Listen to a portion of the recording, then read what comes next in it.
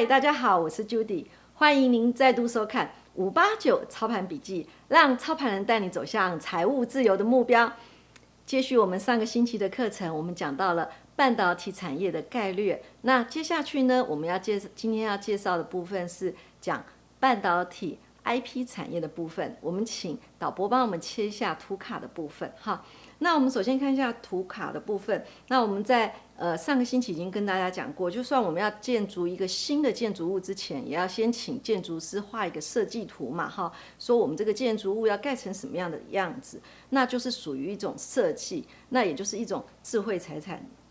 的部分。那我们想想看哈，在半导体的 IP， 它就是属于一种智慧财产权，它扮演的就是半导体里面一个脑袋的角色，然后会把一些设计的东西就是电路图设计出来。好，那接下去我们来看一下哈，一样就是说在台湾的机体电路里面呢，在 IC 设计这一块呢，它在整个在那个市场的世界的占有率大概是22.03%。那比较大宗的还是我们上个礼拜讲的代工跟封测。那虽然说它的占比看起来好像只有22%，不像代工跟封测这么高，可是我们看一下哈，它却是国内就是说在整个半导体产业里面加速最多的。那原因很简单，第一个就是说，因为它就是纯粹设计，那因为它不用盖工厂嘛，所以在这边大家就可以知道它是不是资本额很小就可以成立，这是第一个原因。第二个原因就是说，IC 设计业台湾的部分呢，它主力呢都是在一些逻辑 IC、类比 IC， 还有 ASIC， 就是特殊设计的 IC 这个地方比较多。那他们这三样的话，它的流程设备都比较复杂，所以需要配合的厂商比较多。这也是台湾在 IC 设计这一块相对的企业的加速会比较多的原因。好，接下去我们再持续的往下看哈。那在整个半导体产业链，上个礼拜我们是讲比较简单的，那今天就讲的比较更细一点哈。就在整个半导体产业这部分，包括了 IC 设计跟 IC 设计的上游细制材这个地方，都是属于半导体的上游的部分。那台湾的主力又是集中在这3块，刚刚有介绍过的部分。那再来就是半导体的中游。那半导体的中游的部分，我们最了解的就是我们的护国神山台积电这个地方做的就是晶圆代工的部分。那它也有包括那个记忆体制造部分，这些都是属于中游的部分。好，那接下去半导体的下游呢，大家不用讲哈，就是封装跟测试。那你说有这么多项目没关系，我们慢慢会一一跟各位做介绍。不过我们今天的主题就是在半导体上游这一块的细制材的部分。好，接下去我们看哈，台湾半导体上游目前的情况是怎么样呢？那我们刚刚已经跟各位讲过了，我们今天主要介绍的是上游设计的工具跟细制材的部分。不过我们总是要看一下它的下游，它的下游呢就是包括了记忆体 IC、微元件 IC， 还有逻辑 IC、类比 IC 跟特殊运用 IC。那台湾又在这一个区块比较集中，所以你可以发现我列举的公司这个地方会比较多。那你又问我说，Judy， 我有一些股票也是 IC 设计，你怎么没有列进去嘛？那其实我列了几个就是比较具有代表性的，所以你不要来问我说为什么大家没列上去，因为实在公司太多了哈。好，所以我们就可以知道一个上下游的关系。那他们在这个地方，接下去这边是上游，这边是中游，所以他们就会有一个上下游的关系。好，我们先了解以后，接下去我们就在IC 上游供应商这个地方，就是包括了所谓的 EDA， 还有细制材，还有 IC 设计服务供应商这个地方，跟大家讲的比较详细一点哈。就是说 IC 设计不用讲，大家都知道，就是说前面已经介绍过，就是它没有工厂嘛，它因为它没有工厂，所以它的资本额可以小一点，但是它是完全就是从事 IC 设计的研发。可是大家也讲啦，我刚刚有跟大家介绍过 ，IC 厂商这么多。那有可能就是说我1-2个人我就成立了一个 IC 设计厂，可是我今天比如说我要设计一个机器人好了，可是设计一个机器人它需要的电路可能很多，那我没有办法就是说靠1-2个人就设计出来，那这时候我们就要借助其他分工合作的力量，比如说在国外大厂这个地方，像美国他们这边就是主攻所谓的 EDA， 所谓的 EDA 呢，它就是一个所谓的就是用电脑去设计所谓的机体电路。那细制裁这个地方呢，就是它只是提供它的就是在一个 IC 晶片上，它其实有很多不同功能的模组。那细制裁就是这个其中的那个某一部分的模组，那它是可以重复的。所以说，比如说力旺它是以记忆体的 IP 为主，那像现在由 DDR4 这个地方要转到 DDR5 这个地方来讲的话，那需要在这个整个过程中，他们可能就下游厂商如果要在设计过程中，就要跟力旺这个地方去拿它的细制裁。那再来一个是 IC 设计服务供应商，那这些就像创意啊、智源啊、世新啊，那你说这些有什么不一样呢？当然不一样呢。这个地方是专门提供你电脑设计的电路图，那这个地方呢，它是提供一个就是说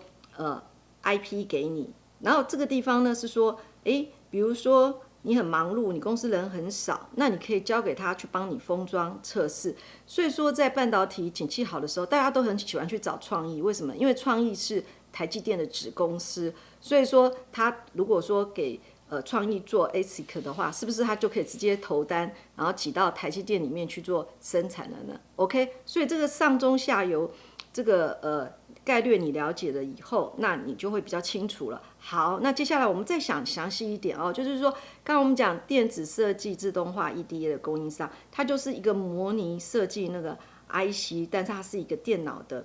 程式。我想最近新闻上就是大家吵得沸沸扬扬，就是说美国已经禁止了，就是说3奈米以下比较先进的 EDA 这个地方，禁止美国的厂商就是在供应给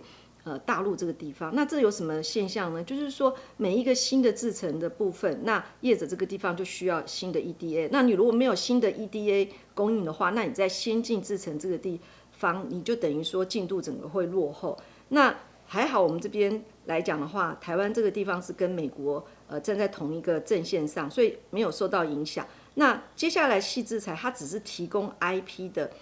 授权，那所以说客户拿到了以后，那客户要自行制造，或者说委托别人完工的话，那就是客户自己的部分，所以他就是收了一个所谓的授权金。那 IC 设计服务这个地方呢，它就提供所谓的客制化服务，或是提供委外设计。委外设计呢，这样就比较好简单。我举一个例子，比如说我们今天要住进一个房子里，我们要室内设计，我们可能请了一个设计师，他画完图稿以后，我们可能会顺便跟他讲说啊，不然你木工这个地方帮我包了，这个就是属于就是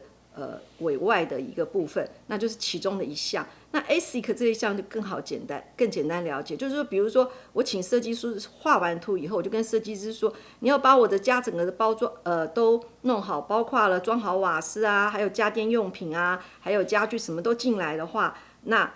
也就是简单说，就是你一直要到 IC 设计一直到量产这个地方，那就是 ASIC。所以我们就了解的就是说，在 IC 设计这个地方呢，的上游就是那个细制裁 IP 这一系列，他们跟 IC 设计是属于一种分工合作的部分。那变成说你 IC 设计需要哪一块的话，他们都可以去做一个供应。好，那我们把 IP 的代表公司的技术面拿出来跟大家用基本面结合探讨一下。首先是讲力旺，就是我们刚刚有提到力旺呢，它的产品最主要是在记忆体那个 IP。那随着技术不断的累积，是不是它的自己所设计的细制材是会越来越多，越来越多？那在2020年的时候已经定了，就是说未来的新的技术就是朝 DDR5 这个地方去做发展。所以从 DDR4 到 DDR5 这个整个的过程之中，是不是大家需求那个记忆体 IP 这个需求量就会慢慢增加？所以这也就是说，它股价相对就是说在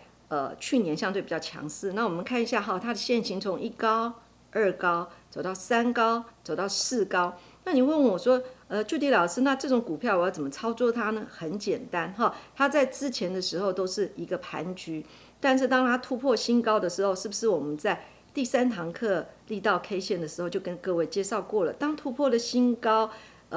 的股票，它出现关键 K 棒拉回又守住了这个关键 K 棒的原点，接下去很容易展开什么组合 K 棒45度的攻击嘛，对不对？那同时它在回档的过程中，就是跌破最后一根长红棒的低点，我们就可以做一个出场的动作。所以你看这样子的话，你是不是基本面也了解了，技术面也了解了？那这样做起股票来是不是比较容易了？当然，你最喜欢问我说后面会怎么样？第一个，请你先把它算这一段，从起涨原点到4高回档的过程中，第一个跌破1/2没，如果跌破的话，它容易形成什么？形成正常上涨 N， 当然也会有特殊情况，就是业绩很好的话，一样可以走成功 N。那接下去也是你要去探讨它的基本面，到底是回档一撇还是回档一个 N， 好，所以大家还是要 follow 它技术面